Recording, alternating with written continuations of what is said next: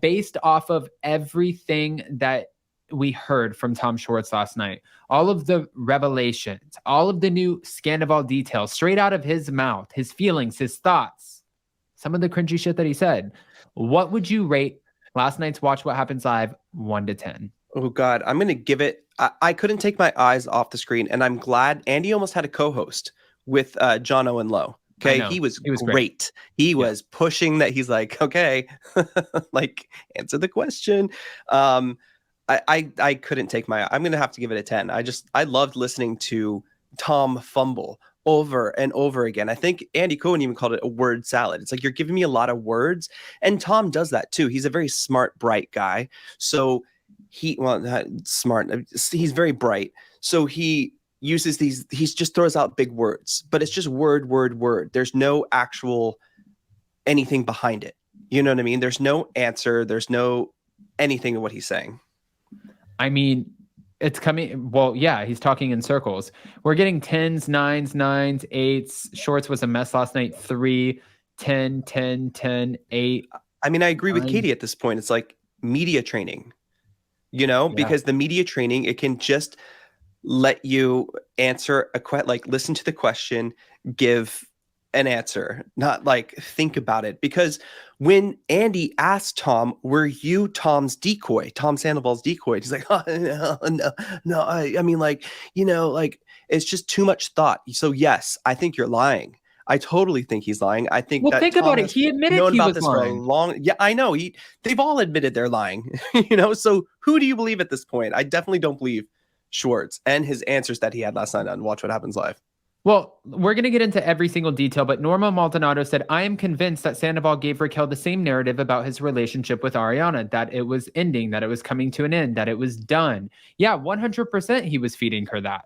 1,000,000%. I love you. I'm in love with you. I'm going to leave her. Right now, I'm really concerned for her mental health. I got to figure out everything that's going on with the business. It's not that black and white. It's not that easy. You understand, babe. You know I'm there for you. I don't care about her. I just got to figure it out. We have a home together. It's just different moving parts. We'll be together soon. Oh, he was feeding her all of the sweet nothings. 1,000,000%, Norma. Yeah. That is absolutely right. But then even when he was saying, see, Belky is right. Yes, 100%. Yes. Even when he was saying all of this stuff, it's like you knew, because he mentioned Big Bear with his roommate that he's been going out with, Joe, going to Big Bear, and then Raquel being there. And he's like, what was I supposed to say at that point? They were in love. Well, then it's not just being a decoy. You're still very much so aware, and you're still covering. Right. Yeah. Exactly. And Angelique said, I fell into the T Schwartz trap at the LA Spilling the tea meet. He is actually charismatic and sweet in person. I get it. I mean 100%. That's why they are great mascots for Tom Tom. When they come in and they get the party started, they're very good at that. They are very charismatic. They're very Schwartz is more of like a listener. So he listens to people and he takes the time with people, but a bad liar. Bad liar. A very bad liar. I'm going to bring this photo up really quick just while I go through these, because I'm going to give you guys the most cringe stuff. Okay. So last night, the Watch What Happens Live episode. Now, obviously, we know that last night Tom and Raquel made out. So Schwartz said, in hindsight, his kiss with Rachel was not worth it. And he admitted that he learned in late August from about the one-night stand. He learned in late August about the one-night stand with Raquel. Well, Sheena's wedding was August 20-something. So you learned in late August, which means you learned right after the wedding. And Andy Cohen did ask him, was it before or after the kiss? And he said it was after the kiss. Well, he does that thing. I mean, listen, if there's one thing I believe Schwartz on, is that kiss was not worth it. Not for her, not for him. That was the most awkward kind of kiss I've ever seen. That I don't even know what was happening. It was so weird. You make it so much more dramatic. God, it was gross. And you can see him chewing gum before too. And it's like, well, we know you don't take care of your armpit hair, so I'm pretty sure you don't take care of your teeth. So that's all I was thinking about. It was nasty. But I really think that this had been going on far before. And I think that I think that Schwartz knew about this way before. Yeah. I mean, that's just my thoughts. I agree. Okay. So then he also went on to say that since he learned about it in August, that, you know, he felt like they had a one-night stand, but then it slowly progressed and it turned into an emotional affair, which is no better. But then he said that Sandoval came to him in January and said that he was actually in love with Raquel.